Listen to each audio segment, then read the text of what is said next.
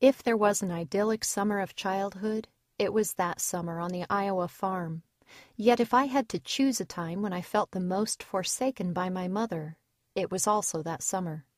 Even back then I was acutely aware of the paradox. On the outside, by day, I was like the morning glory vine twining around the back fence. Every day opened to a life I loved on the land. I reveled in and relished the absolute freedom and abandon of being turned loose in Eden.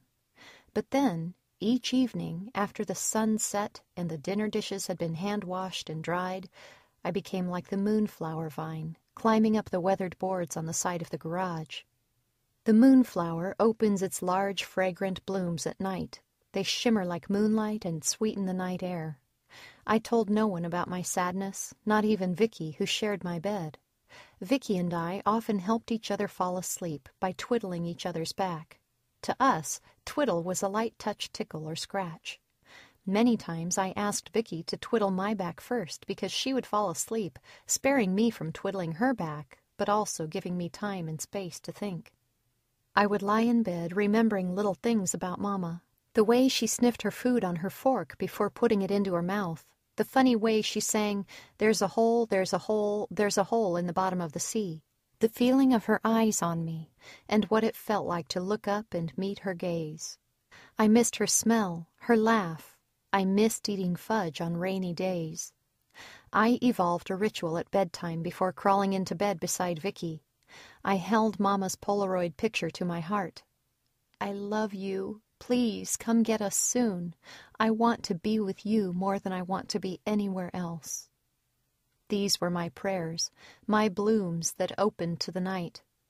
Then I pursed my lips against the cool glass and kissed her smiling face good night. Almost from the beginning, Mama acted like a corralled wild horse. She fidgeted and seemed displaced, aimless.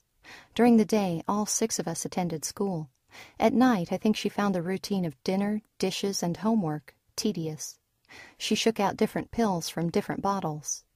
We had been in San Luis Obispo little more than 6 weeks before Mama asked me to drive her to the emergency room to get a shot for her migraine headache. Now, only 2 weeks later, I again pulled out of the San Luis Obispo General Hospital parking lot onto Johnson Avenue. Mama cradled her head in her right hand, propped against the passenger window. I looked over at her from time to time as she massaged her left temple. Evidently, the shot had not yet taken effect.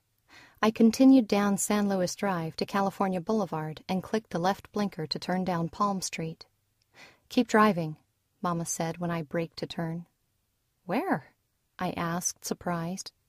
"Sierra Vista. I need another Demerol shot." "You already had a shot," I said.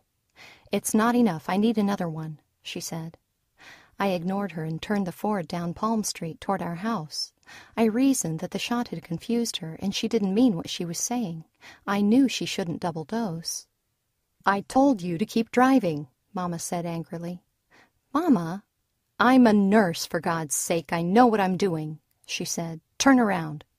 I braked and looked at her. "Turn around," she hissed. I fought the urge to remove the keys from the ignition and hurl them out the window. Why did I care if she took too much medicine? If she was stupid enough to do it, and the doctors at the hospitals naive enough to believe her, why should I care? I couldn't do anything about it anyway. It seemed her tolerance to prescription drugs was increasing. I turned the car around. "Slow down," Mama said. She wouldn't let me go into the second emergency room with her. She didn't want to risk me blurting out that she had already been given a Demerol shot at another hospital less than 20 minutes ago. A half-hour later, Mama emerged through a second set of glass doors. She had trouble walking a straight line to the car.